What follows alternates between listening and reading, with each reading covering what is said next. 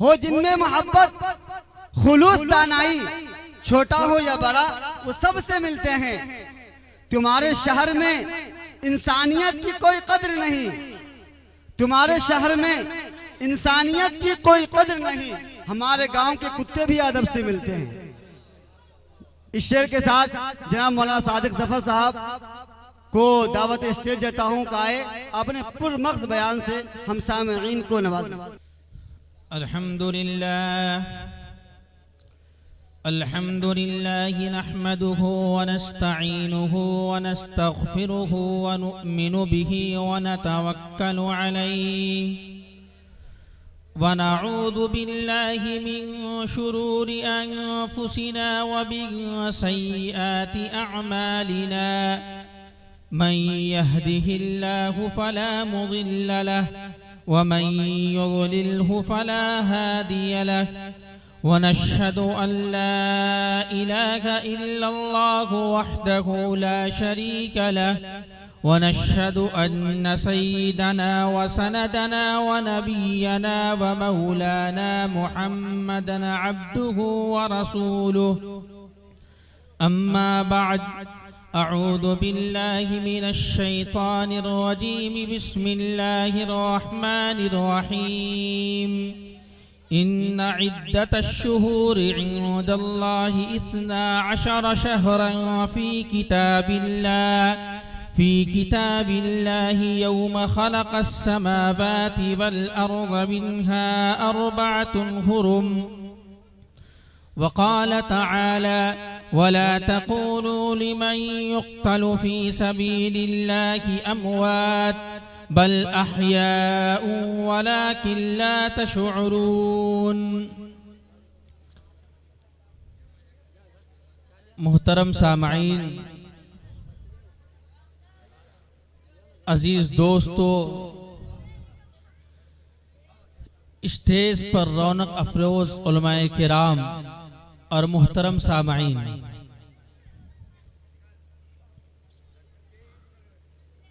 رات کا کافی حصہ گزر چکا ہے۔ میں یہ سمجھتا ہوں کہ جب رات کا 12 بجتا ہے تو سامعین کا بھی 12 بج جاتا ہے۔ اب ایسی صورت میں جب سامعین کا 12 بج جائے، اس وقت کوئی مقرر سنتا ہے اور سناتا ہے تو میں اس کا فائدہ زیادہ نہیں سمجھتا ہوں، لہذا میں پہلے اپنے تمام سامعین سے یہ گزارش کروں گا کہ آپ حضرات پیچھے تشریف فرما ہیں، کچھ زحمت اٹھا کر آپ کچھ آگے تشریف لے آئیں تو کم از کم سننے اور سنانے میں مزہ آئے اور یہ سمجھ میں آئے کہ واقعتاً آپ سننے کے لیے آئے ہیں، ورنہ کہیں ایسا نہ ہو کہ ایک مقرر بڑی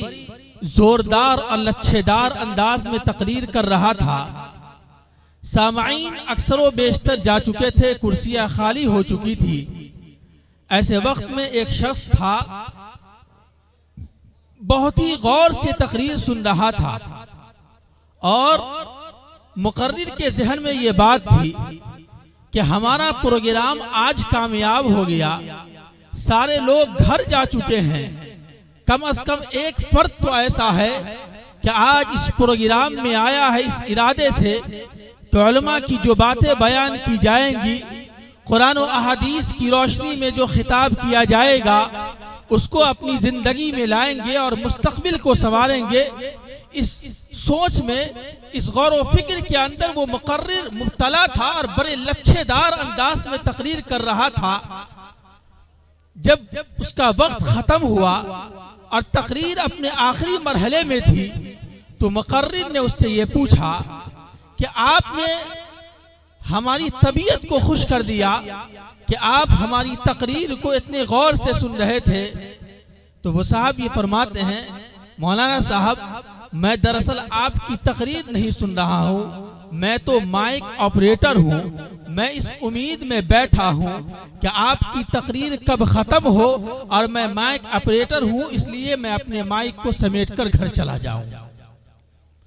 لہذا وقت ایسا ہی ہے، آپ بھی سمجھ رہے ہیں اور میں بھی جانتا ہوں کہ اس اجلاس کا مقصد کیا ہے۔ شاید کہ ہم اور آپ اپنے اس مقصد کی تعیین نہیں کیے ہیں، یہی وجہ ہو سکتی ہے کہ آج مجلسیں خالی ہے، کرسیاں خالی ہے۔ اگر مقصد کی تعیین ہوتی، مقصد متعین ہوتا اور میں یہ سمجھتا، آپ یہ سمجھتے کہ آج کے پروگرام کا مقصد کیا ہے، تو ظاہر سی بات ہے آج یہ کرسیاں خالی نہیں ہوتی۔ میں آپ کو یہ کہنا چاہتا ہوں کہ جو حضرات اس پروگرام سے جا چکے ہیں اس کو چھوڑیے،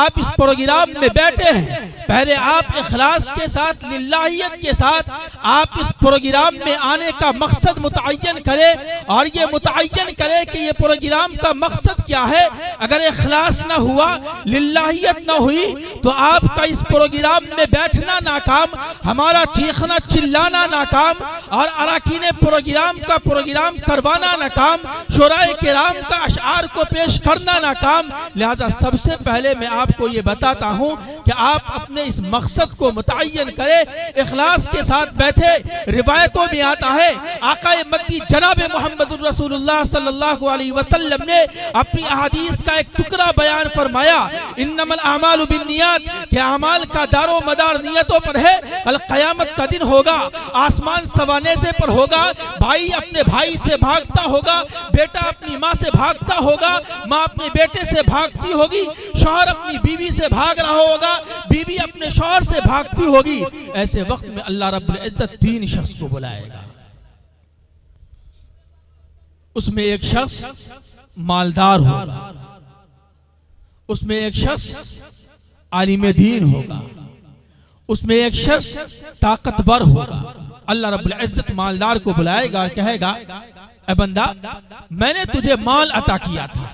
میں نے تجھے ثروت عطا کیا تھا، میں نے تجھے دولت عطا کیا تھا، میں نے تجھے جائیداد عطا کیا تھا، میں تجھے زمین کا مالک بنایا تھا، میں تجھے روپیہ اور پیسے کا مالک بنایا تھا، بتا تم نے اپنے اس پیسے کو کہاں خرچ کیا؟ وہ بندہ کہے گا، اے اللہ یہ سوال مجھ سے، تیری رضا کے خاطر ہم نے مسجدیں بنوائی، تیری رضا کے خاطر ہم نے مدارس کی خدمت کی، تیری رضا کے خاطر ہم نے مکاتب کی خدمت کی، تیری رضا کے خاطر ہم نے امام کی خدمت کی، تیری رضا کے خاطر ہم نے غریب کی بچیوں کی شادیوں میں پیسہ دیا۔ اللہ رب العزت کہے گا، اے فرشتوں اس کو اٹھاؤ جہنم میں پھینک دو، تمہاری نیت یہ نہ تھی، تم نے پیسہ اس بنیاد پر خرچ کیا تھا کہ لوگ تجھے دیالو کہے، لوگ تجھے سخی کہے، لوگ تجھے سخاوتور کہے، تو دنیا میں کہے جا چکے، فرشتے اس کو اٹھاؤ جہنم میں پھینک دو، تمہارا مقصد دنیا میں پورا ہو چکا۔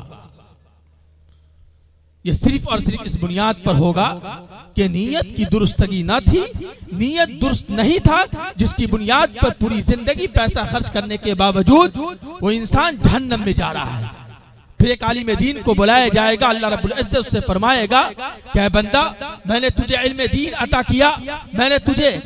فقہ کی کتابیں پڑھائی اور میں نے تجھے احادیث کی کتابیں پڑھائی، میں تجھے محدث مفکر خطیب بنایا، میں تجھے امام بنایا اور سب سے بڑا علم جو اہم علم ہوتا ہے وہ علم عطا کیا، بتا تو نے اپنے علم کے ذریعے لوگوں کو کتنا فائدہ پہنچایا۔ ایک عالم دین کہے گا، اللہ تیری رضا کی خاطر ہم نے مسجد کی خدمت کی، تیری رضا کی خاطر ہم نے مدارس کی خدمت کی، قلیل اور کم تنخواہ کے اوپر ہم نے مدرسے میں پڑھایا، مکتب میں پڑھایا، دین کی خدمت کی، صرف اور صرف تیری رضا تھی۔ یہ ساری کی ساری چیزیں ہم نے دنیا میں اس بنیاد پہ کیا تھا کہ اللہ تو راضی ہو جا، تو خوش ہو جا۔ اللہ رب العزت کہے گا، اے فرشتے اس کو اٹھاؤ جہنم میں پھینک دو، تو تقریر اس بنیاد پر کیا کرتا تھا کہ لوگ تجھے مقرر کہے، تفسیر اس بنیاد پر پڑھائی کہ لوگ تجھے مفسر کہے، احادیث اس بنیاد پر پڑھائی کہ لوگ تجھے محدث کہے، اور فقہ اس بنیاد پر پڑھایا کہ لوگ تجھے فقی کہے۔ دنیا میں تم فقی کہے جا چکے،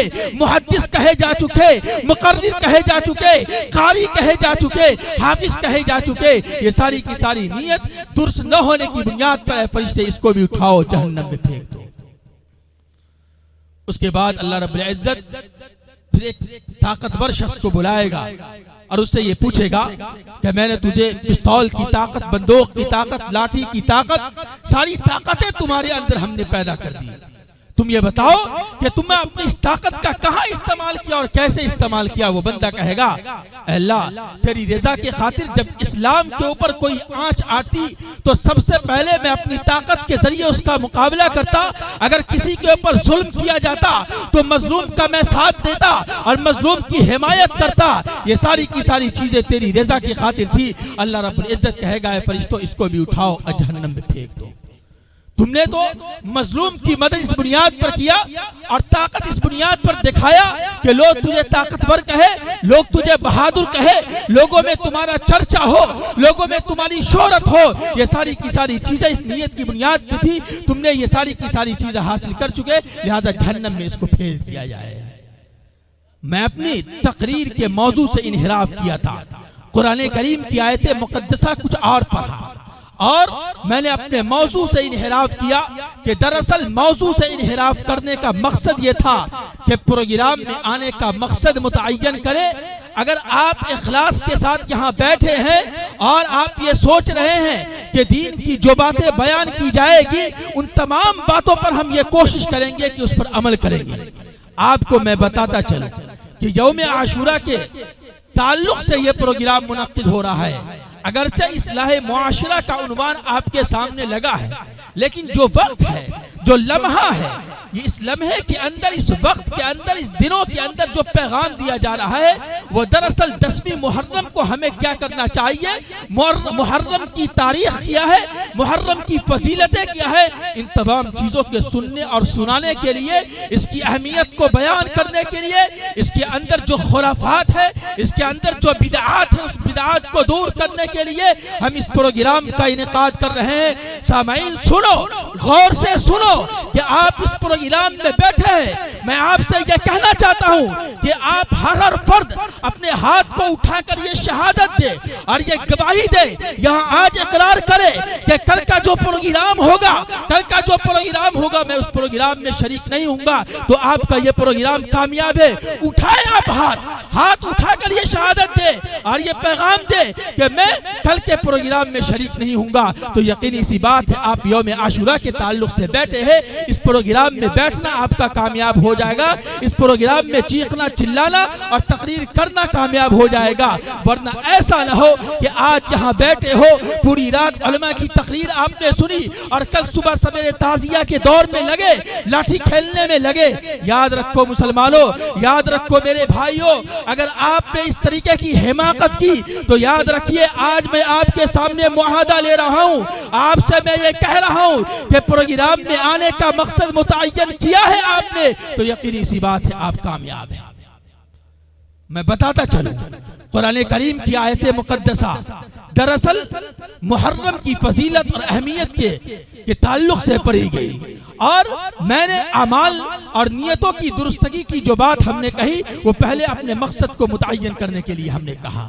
قرآن کریم کی آیت ان عدت الشہور عند اللہ 12 شہرا یہ آپ کے سامنے تلاوت کی گئی، جس کے اندر اللہ رب العزت محرم الحرام کی فضیلت کو بیان کرتا ہے، اس کی اہمیت کو بیان کرتا ہے اور یہ کہتا ہے، یہ بتلاتا ہے کہ رمضان المبارک کا جو مقدس مہینہ ہے، اس مقدس مہینے کے جیسے وہاں مقام حاصل ہے، شہر اللہ اس مہینے کو کہا گیا ہے۔ روایتوں کے اندر بیان کیا جاتا ہے کہ محرم الحرام کا جو مقدس مہینہ ہے، اس مہینے کو بھی شہر اللہ کا مہینہ کہا گیا ہے، اور اس کے اندر جو اعمال ہوں گے، جو نیکیاں ہوں گی، روایتوں میں یہ آتا ہے کہ دیگر دوسرے مہینوں کے مقابلے میں اس کے اعمال کا ثواب بڑھا دیا جائے گا، اور اس کے اندر جو خرافات کیے جائیں گے، جو بدعات کیا جائے گا، جو برائیاں کی جائے گی، وہ سارے برائیوں کا بدلہ، بدعات کا بدلہ، رسومات کا بدلہ اللہ رب العزت دوگنا کر دے گا اور بڑھا دے گا۔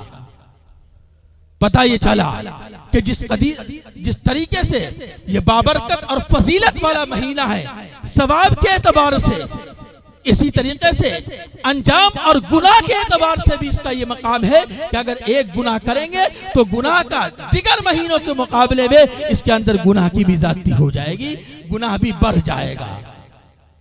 لہٰذا آپ یہ سمجھے کہ یہ محرم الحرام کا مقدس مہینہ اور فضیلت والا مہینہ ہے۔ اس مقدس مہینے کی فضیلت روایتوں کے اندر، احادیث کے اندر، قرآن کریم کے اندر بار بار کئی جگہ ذکر کیا گیا ہے۔ اس کی اہمیت کو آپ سمجھیں، اس کے مقام و مرتبہ کو سمجھے، خاص طور سے اس محرم الحرام کے مقدس مہینے کی 10ویں تاریخ جو ہے، اس کی اپنی ایک اہمیت ہے، اس کا اپنا ایک مقام ہے۔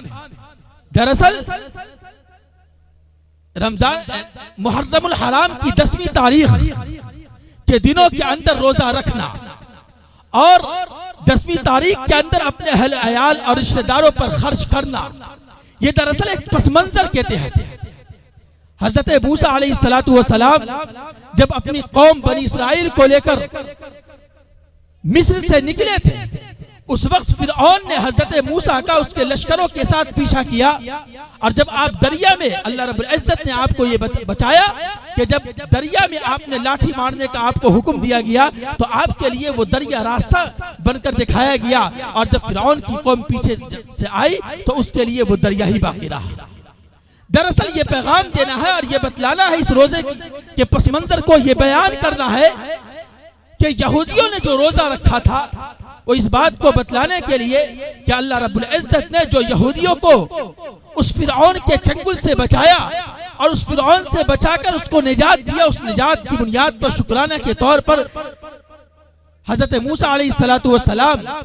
اور ان کی قوم نے یہ روزہ رکھا۔ جب آپ علیہ السلام مدینہ تشریف لے گئے تو یہودیوں کو دیکھا، ان سے آپ نے پوچھا کہ روزہ رکھنے کی وجہ کیا ہے؟ تو یہودیوں نے یہ کہا کہ دراصل فرعون سے ہم لوگوں کو نجات دلایا گیا، اس نجات کی بنیاد پر ہم نے یہ روزہ رکھا ہے۔ تو آقا مدنی جناب محمد رسول اللہ صلی اللہ علیہ وسلم نے یہ بیان فرمایا کہ ہم بھی روزہ رکھیں گے اور اگلے سال سے ایک روزہ کا اور اضافہ کر لیں گے۔ یہ دراصل 10ویں تاریخ کے اندر روزہ رکھنے کی وہ اہمیت، وہ فضیلت اس واقعہ کے تحت۔ میں آپ کو یہ بتاتا ہوں کہ بعض حضرات نے اس 10ویں تاریخ کی اہمیت اور فضیلت کو حضرت حسین کی شہادت سے جوڑ دیا ہے، جو بالکل غلط ہے۔ اس کا کہیں سے کوئی تعلق نہیں، کوئی واسطہ نہیں۔ یہ محرم الحرام کا مہینہ حضرت حسین کی شہادت 16ویں ہجری کو ہے، اور محرم الحرام کی اہمیت، اس کی فضیلت دراصل ابتدائے اسلام کے اندر بیان کی گئی ہے۔ لہٰذا یہ کہنا کہ 10ویں تاریخ کی فضیلت یا اس کی اہمیت یا محرم کی فضیلت حضرت حسن حسین کی شہادت کی بنیاد پر ہے، یہ بالکل غلط ہے۔ ہاں، یہ کہا جا سکتا ہے کہ یہ بابرکت دن افضل دن ہے، اس افضل دن میں حضرت حسین کی شہادت ہوئی، تو حضرت حسین کے لیے یہ فضیلت کی بات ہے، نہ یہ کہ یہ کہا جائے کہ اس دن کے لیے فضیلت کی بات ہے کہ حضرت حسین کی وجہ سے اس دن کو فضیلت حاصل ہوئی، بلکہ یہ دن بذات خود فضیلت والا تھا، بذات خود اہم تھا، لیکن اللہ رب العزت نے اس بابرکت دن میں، اس فضیلت والے دنوں کے اندر حضرت حسین کی شہادت متعین فرمائی اور حضرت حسین کی شہادت کروائی۔ تو اس سے یہ پتہ چلتا ہے اور اس سے یہ پیغام ملتا ہے، اس بات کو ذہن میں رکھے کہ دراصل 10ویں تاریخ کی جو اہمیت ہے، وہ فضیلت ہے، یہ بذات خود ہے، ابتدائے اسلام سے ہے، حضرت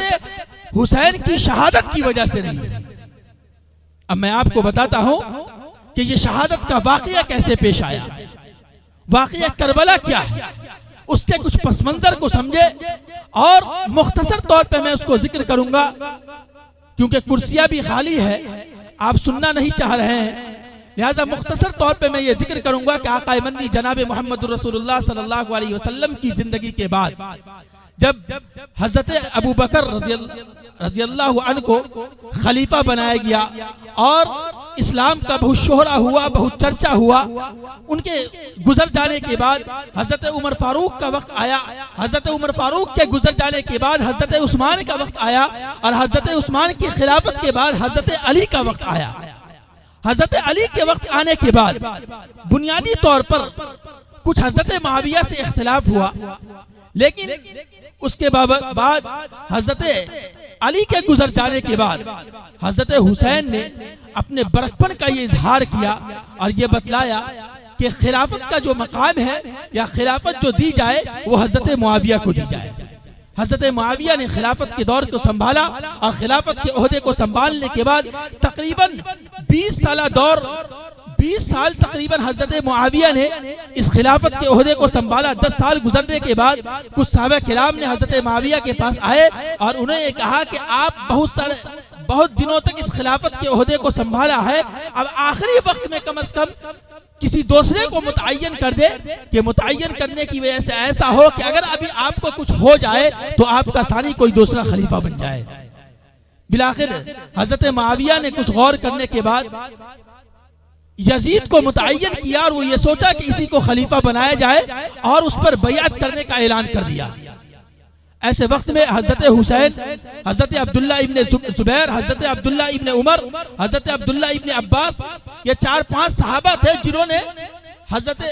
جنہوں نے یزید کے ہاتھ پر بیعت کرنے سے انکار کیا۔ انہوں نے کہا کہ ہم بیعت نہیں کریں گے۔ دراصل وجہ یہ تھی کہ ان لوگوں نے یہ سمجھ رکھا تھا کہ خلافت کا جو مقام ہے، خلافت جن کو ملنی چاہیے اس مقام کے اعتبار سے خلافت نہیں دی گئی۔ بالآخر اخیر میں حضرت عبداللہ ابن زبیر اور حضرت عبداللہ ابن عباس نے یہ ارادہ کیا کہ جن کو خلافت دی گئی ہے انہیں کی اتباع کر لیں۔ اتباع کرنے کے بعد لیکن حضرت عبداللہ ابن عمر اور حضرت حسین نے یہ سوچا کہ نہیں، مجھے تو چاہے جو بھی ہو جائے مجھے اس پر بیعت نہیں کرنا ہے۔ بالآخر حضرت حسین نے مدینہ کا سفر کیا اور حضرت عبداللہ ابن عمر نے بھی مدینہ کا سفر کیا، اور مدینہ پہنچنے کے بعد حضرت عبداللہ ابن عمر نے حضرت حسین سے یہ درخواست کی اور یہ کہا کہ آپ یہی تشریف رکھیں، لیکن حضرت حسین نے یہ کہا کہ ہم سے کوفہ والا کے خطوط ہمارے پاس آ رہے ہیں اور کوفہ والا کا خط بہت زیادہ آ رہا ہے، اور وہ یہ کہہ رہے ہیں کہ آپ یہاں تشریف لائے، میں آپ کے ہاتھ پر بیعت کروں گا، لہذا اس بنیاد پر مجھے وہاں جانا چاہیے۔ لیکن اس کے جانے سے پہلے حضرت حسین نے مسلم بن عقیل کو بھیجا کہ آپ جائیں، اس کے ماحول کو دیکھیں اور ماحول کا اندازہ کرنے کے بعد آپ ہم کو بتلائیں اور پھر اس کے بعد ہم وہاں جائیں گے۔ حضرت مسلم بن عقیل جب وہاں تشریف لے گئے، وہاں جانے کے بعد وہاں کا ماحول بہت زیادہ سنجیدہ سمجھ میں آیا، تو آپ نے ایک خط لکھا حضرت حسین کے نام اور یہ کہا کہ یہاں کا ماحول بہت اچھا ہے، بہت بہتر ہے، آپ یہاں آ سکتے ہیں۔ لیکن اسی درمیان جب کوفیوں کے ذہن میں یہ بات بیٹھ گئی کہ حضرت حسین جب یہاں آ جائیں گے تو آنے کے بعد ہو سکتا ہے کہ کوفہ والے حضرت حسین کے ہاتھ پر بیعت کر لے، اس بنیاد پر انہوں نے یہ چال چلی اور یہ کہا کہ اس کا جو گورنر تھا، اس کے گورنر ایک صحابی تھے، گورنر کو وہاں اس گورنر کے عہدے سے اس صحابی کو ہٹا دیا اور ابن زیاد کو اس گورنر بنا دیا، اور ابن زیاد نے پورے میں اعلان یہ کر دیا کہ اگر کوئی بھی حضرت حسین کے ہاتھ پر بیعت کرتا ہے تو یقین رکھے کہ اس کی خیریت نہیں ہے، اس کو بہت ساری سزائیں دی جائیں گی۔ ان تمام چیزوں کا اعلان کر دیا۔ مسلم بن عقیل یہ چاہ رہے تھے کہ میں خط بھیج دوں کہ تاکہ حضرت حسین کو اس بات کا یقین ہو جائے کہ ماحول یہاں سازگار نہیں ہے، لیکن اسی درمیان ان کو شہید کر دیا گیا۔ بالآخر حضرت حسین کو اس کا علم نہیں ہو پایا۔ حضرت حسین یہاں سے گئے، جانے کے بعد اپنے لشکروں کے ساتھ جب وہاں پہنچے تو ابن زیاد نے یہ کہا، اپنے لشکروں کو بھیجا، تقریباً ہزاروں کا لشکر بھیجا حضرت حسین کے پاس کہ ان سے یہ کہے کہ ہمارے ہاتھ پر وہ بیعت کرے اور ہم کو وہ مانے، لیکن حضرت حسین نے کہا کہ نہیں، یہ میں نہیں مان سکتا۔ بالآخر انہوں نے حضرت حسین سے یہ کہا کہ آپ کو ماننا ہوگا۔ حضرت حسین نے 3 باتیں ان سے کہی۔ ایک تو یہ کہ پہلے آپ مجھے یزید سے ملوا دیں، ہو سکتا ہے اس سے ملنے کے بعد کوئی مصالحت کی بات ہو جائے اور ملنے کے بعد کوئی معاملہ حل ہو جائے۔ انہوں نے کہا کہ یہ نہیں ہو سکتا، پہلے آپ کو ہمارے ہاتھ پر بیعت کرنا ہوگا۔ دوسری بات انہوں نے یہ کہا کہ مجھے شام جانے کی اجازت دے دے، اس کی بھی اجازت نہیں دی گئی۔ پھر انہوں نے یہ کہا کہ مجھے مدینہ واپس جانے کی اجازت دے دے، اس کی بھی اجازت نہیں دی گئی۔ بالآخر ایسا ہوا کہ ان لوگوں نے ان تمام لشکروں پر حضرت حسین کے جتنے حمایتی تھے، جتنے اس گروہ کے اندر جتنے لوگ تھے، ان تمام لوگوں کو شکست دیا اور ان تمام لوگوں کو شہید کر دیا۔ آخر میں حضرت حسین رضی اللہ عنہ بچے اور وہ نماز کے لیے گئے، اس کو بھی سجدے کی حالت میں شہید کر دیا گیا۔ یہ مختصر سا کربلا کا یہ واقعہ ہے۔ اب ذہن میں یہ بات رکھنی ہے کہ حضرت حسین کی شہادت ہو چکی۔ حضرت حسین کی شہادت سے ہمیں پیغام کیا ملتا ہے؟ حضرت حسین اپنے آپ کو جان دینے کو گوارا کیا، لیکن اس بات کو قبول نہیں کیا کہ اسلام کے اوپر کوئی آنچ آ جائے۔ حضرت حسین اس بات کا پیغام دیا اور اس بات کو بتلایا کہ دنیا کی کوئی بھی طاقت ہو، ہمیں اسلام کے لیے اگر کوئی کہے مصالحت کرنے کے لیے یا اسلام سے سمجھوتا کرنے کے لیے کوئی کہے تو یقینی سی بات ہے ہم اسلام کے مقابلے میں سمجھوتا نہیں کر سکتے۔ یہ امت مسلمہ کو یہ پیغام دیا اور یہ بتلایا کہ دین کی باتیں اگر ہو تو دین کے سلسلے میں کوئی سمجھوتا کی بات نہیں۔ حضرت حسین کے اس واقعہ سے یہ پیغام ہمیں ملتا ہے۔ لیکن آپ غور کریں کہ حضرت حسین کی دنیا سے جانے کے بعد ماتم یا سوگ یا تعزیت کا جو وقت ہے شرعی اعتبار سے وہ صرف اور صرف 3 دن رکھا گیا ہے، لیکن ہم اور آپ دیکھیں اور شیعہ کی زندگی کو آپ دیکھیں کہ وہ آج تک ماتم کر رہا ہے، شریعت کے اندر اس کی کوئی حیثیت نہیں ہے۔ حضرت حسین نے جس چیز کا پیغام دیا، جن چیزوں کو بتلایا کہ زندگی کیسے گزارنی چاہیے، ان تمام چیزوں کو نہیں سمجھ کر انہوں نے یہ کیا کہ ماتم اور سوگ اور غیر رسمی چیزوں کو بھی اس دین کے اندر ایجاد کر دیا اور یہ سمجھا دیا کہ یہ بھی دین کی چیزوں میں سے ہے۔ بالآخر آج ہمارے اور آپ کے سامنے یہ تعزیہ کا جو رسم ہے وہ دراصل مصر سے چلا۔ معز الدولہ سب سے پہلے روایتوں کے اندر آتا ہے کہ تعزیت کی ابتدا دراصل یزید ہی سے شروع ہوئی۔ انہوں نے 3 دن تعزیت کیا اور تعزیت کرنے کے بعد تقریباً 300 سال تک اس کا کوئی تصور نہیں تھا۔ اس کے بعد معز الدولہ نے مصر کے اندر یہ اعلان کیا کہ آج سے تعزیہ بنایا جائے اور تعزیت کا کوئی صورت نکالی جائے،